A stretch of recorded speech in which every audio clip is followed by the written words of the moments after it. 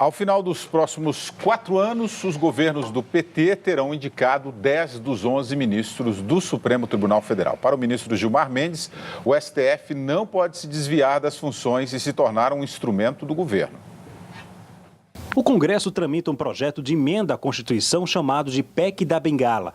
A proposta eleva de 70 para 75 anos a idade limite para aposentadorias dos ministros do Supremo Tribunal Federal. Mas, mantida a regra atual, a presidente Dilma deverá indicar até o final do novo mandato os nomes de 3 novos ministros para a vaga ainda aberta de Joaquim Barbosa, que se aposentou neste ano, e para as vagas do decano Celso de Mello, que se aposenta no ano que vem, e de Marco Aurélio Mello, em 2016. Os governos do PT terão indicado 10 dos 11 ministros do Supremo. O cenário preocupa o ministro Gilmar Mendes, indicado por Fernando Henrique Cardoso. Em entrevista à Folha de São Paulo, ele teme que o STF perca o papel de fiscalizador e passe a cumprir e confirmar as vontades do Poder Executivo. Do Judiciário para o Legislativo, o PMDB, partido com o maior número de parlamentares no Congresso, articula ocupar novamente as presidências do Senado e da Câmara e de barrar os planos do PT de comandar o Congresso. Assim, acabaria o acordo entre o PT e o PMDB de revezarem por 2 anos a presidência da Câmara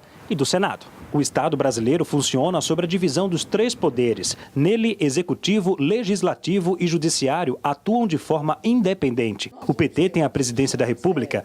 No caso do Supremo, essa cientista política considera que, mesmo indicando a maioria dos ministros, nada indica que o PT será favorecido. Ela cita o exemplo do mensalão. Muito embora nós tivéssemos ali na corte ministros indicados pelo partido do governo e os principais acusados pertenciam à cúpula daquele partido, os ministros indicados não agiram nessa direção na sua grande maioria. Bom, vamos lá, Ayrton. Rapidamente, o Demirval Silva pergunta aqui pelo Facebook. Ayrton, como funcionam as indicações para ministro supremo? É o Congresso ou a presidente? Não, quem encaminha o nome é a presidente. E encaminha para onde? Para o Senado da República. No Senado da República, esse nome é submetido a uma sabatina. Lá ele tem que expor, tem que responder às questões. Todos se submetem a esse processo. Só que nessa sabatina ninguém nunca foi rejeitado, né? Não, mas já, gente, foi bem apertado lá já. Eu assisti debates lá onde realmente o entrevistado, o candidato a ministro, o indicado a ministro, era muito exigido para definir suas posições. Quer dizer, não é verdade que um partido indica.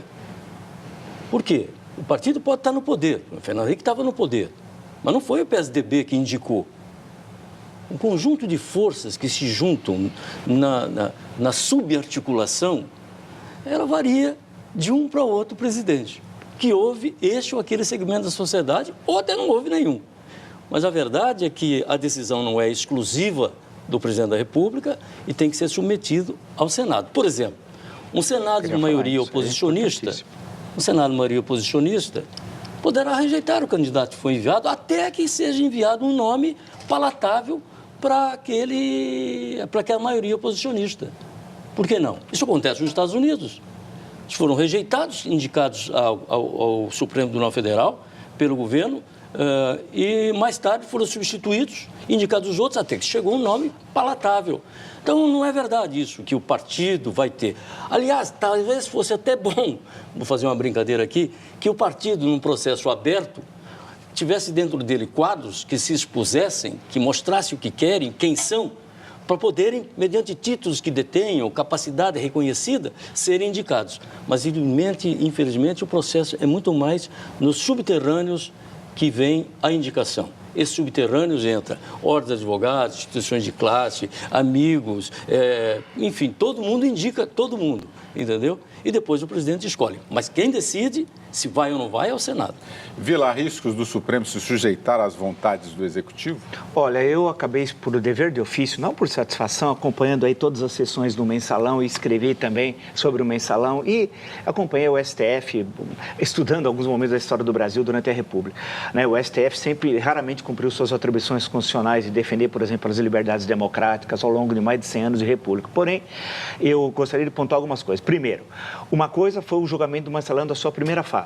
Outra coisa foi a segunda fase. A segunda fase foi um escândalo.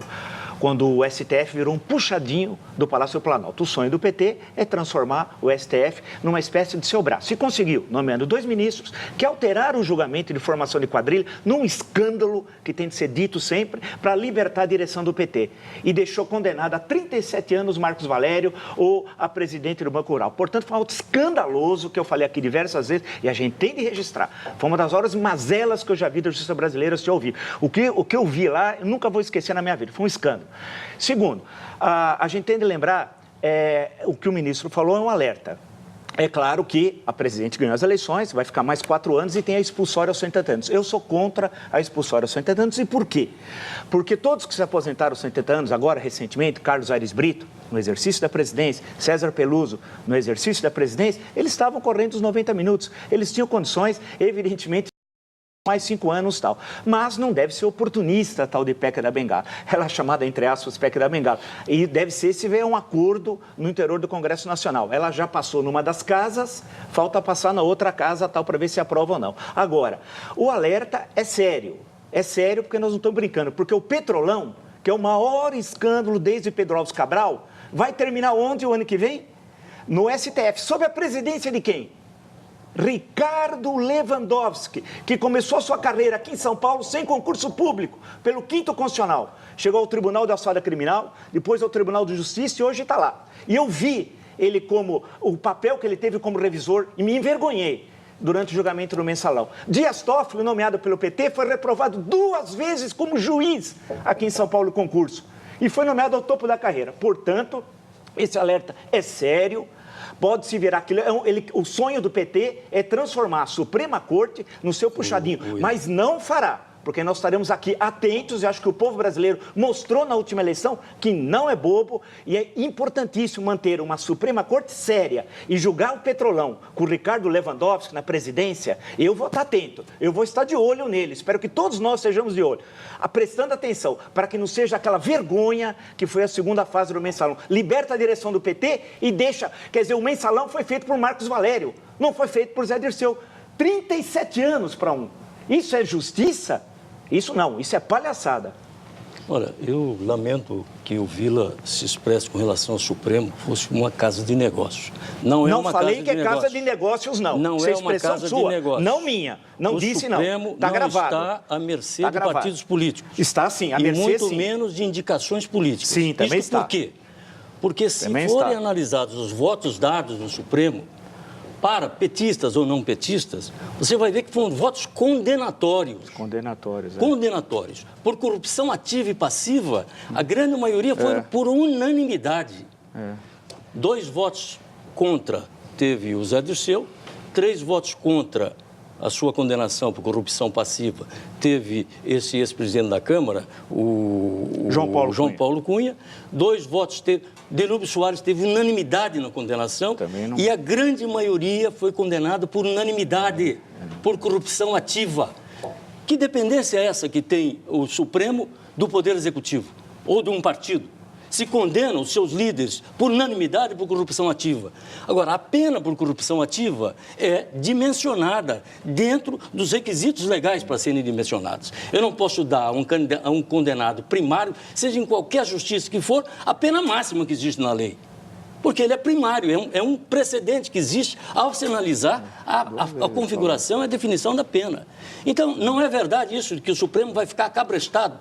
A demonstração no Mensalão, ao condenar esses nomes mais conhecidos do PT, José Genuíno, era o presidente do partido, foi condenado pelo Supremo por maioria absoluta, 2 votos contra.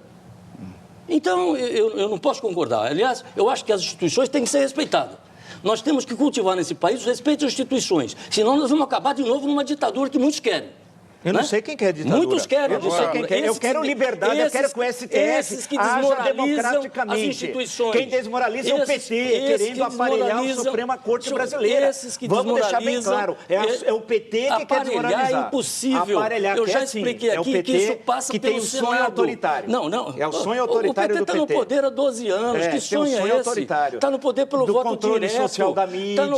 Ganhou a eleição pelo voto direto em todas as eleições. Ganhou, a gente sabe como, injuriando caluniando e difamando, é campanha eleitoral, os opositores. Campanha eleitoral, campanha eleitoral. Você não saiu da campanha ainda. Não, Você não saiu da campanha ainda. Faz sempre. Não, senhor. Política a gente faz 24 horas todo santo dia. O que nós temos que ver é o seguinte, nós não podemos desprestigiar instituições como o Supremo e respeitar os seus membros. O presidente do Supremo está lá, depois de ter sido juiz do Tribunal de Justiça de São Paulo. Entrou pela janela, indicado, sem concurso. Janela, coisa nenhuma. Assim, quinto constitucional. Olha aqui. Ele era secretário em São Bernardo do Campo, a mãe vizinha da dona Marisa. Ele conhece pouco. Todo mundo sabe muito bem como é que foi. Dias Toffoli reprovado 2 vezes como juiz. Eu conheço muito bem a Constituição. Presta atenção. Conheço muito bem que eu li diversas vezes. Advocacia Geral da União, como Gilmar Mendes veio. Sim, reprovado 2 vezes. Agora, entrou pela por cima. Eu queria dizer o seguinte, que verdade. quem vai pelo quinto da ordem, a ordem é uma das instituições do direito brasileiro. E não deveria ser. E a ordem está na Constituição. Não deveria ser. Mude a Constituição. Corporativismo tem de acabar. Mude a Constituição. Só um minuto, vamos explicar para o telespectador. O quinto da ordem. O que é o quinto da ordem? Do Ministério Público. Quinto da ordem do Ministério Público estão previstos na Constituição. Então, quando a ordem dos advogados,